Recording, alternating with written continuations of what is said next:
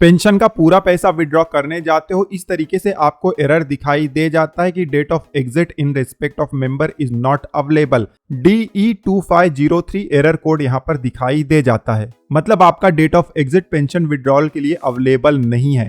अब जैसे मैं सर्विस हिस्ट्री में जाता हूँ, यहाँ पर ईपीएस में डेट ऑफ एग्जिट दिखाई दे जाता है। पेंशन विड्रॉ करने के लिए जैसे ही मैं एप्लीकेशन फॉर्म ओपन करता हूँ, नीचे देखोगे तो यहाँ पर भी ईपीएस का डेट ऑफ एग्जिट हमें दिखाई दे जाता है।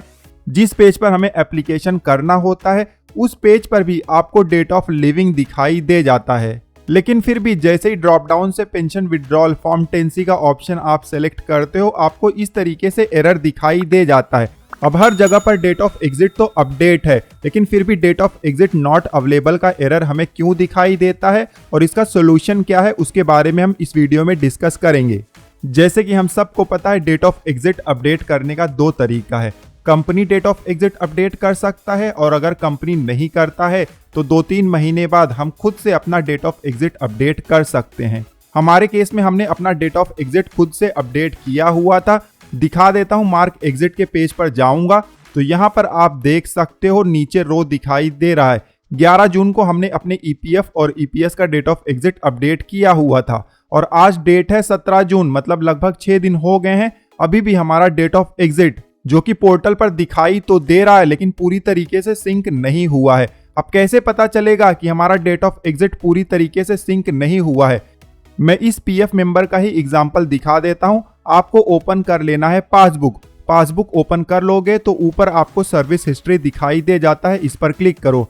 हमारे केस में एक ही कंपनी है, उसका डिटेल यहाँ पर दिखाई दे जाता है। आप देख सकते हो कि यहाँ पर डेट ऑफ ज्वाइनिंग तो दिखाई दे रहा है लेकिन डेट ऑफ एग्जिट अभी तक अपडेट नहीं हुआ है। लगभग 6 दिन पहले ही हमने ईपीएफ इंडिया के पोर्टल पर अपना डेट ऑफ एग्जिट अपडेट कर दिया था, लेकिन पासबुक में अभी तक हमारा डेट ऑफ एग्जिट अपडेट नहीं हुआ है, जिसकी वजह से पेंशन जब हम विड्रॉ करने जाते हैं तो हमें डेट ऑफ एग्जिट का एरर दिखाई दे जाता है। अब इसका सॉल्यूशन क्या है? पासबुक में हमारा डेटा सिंक कब होगा, कब अपडेट होगा? तो इसका जवाब है कि ये ऑटोमेटिक प्रोसेस है। कभी कभी तो एक दिन के अंदर ही पासबुक में भी आपको अपडेट दिखाई दे जाता है, लेकिन कभी कभी 7 दिन से 15 दिन का समय लग जाता है और कुछ ऐसे रेयर केसेस भी होते हैं जहां पर महीनों का समय लग जाता है। अब मेरा एडवाइस तो यही होगा कि ज्यादा से ज्यादा 15 दिन तक आप वेट कर लो।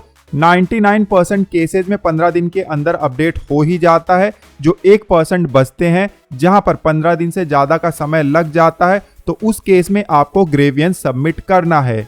ग्रेवियंस कैसे सबमिट किया जाता है इसका ऑलरेडी हमने वीडियो बनाया हुआ, लिंक आपको नीचे डिस्क्रिप्शन में मिल जाएगा। अब किस तरीके से पेंशन विड्रॉल, पीएफ विड्रॉल करना है या उससे रिलेटेड दूसरे बहुत सारे इंपॉर्टेंट वीडियोस हमने बनाए हुए हैं। प्लेलिस्ट का लिंक आपको स्क्रीन पर दिखाई दे रहा है, क्लिक करके चेकआउट कर लो। इस वीडियो में बस इतना ही, मिलते हैं आपसे अगले वीडियो में। तब तक आप हंसते रहो, मुस्कुराते रहो। धन्यवाद।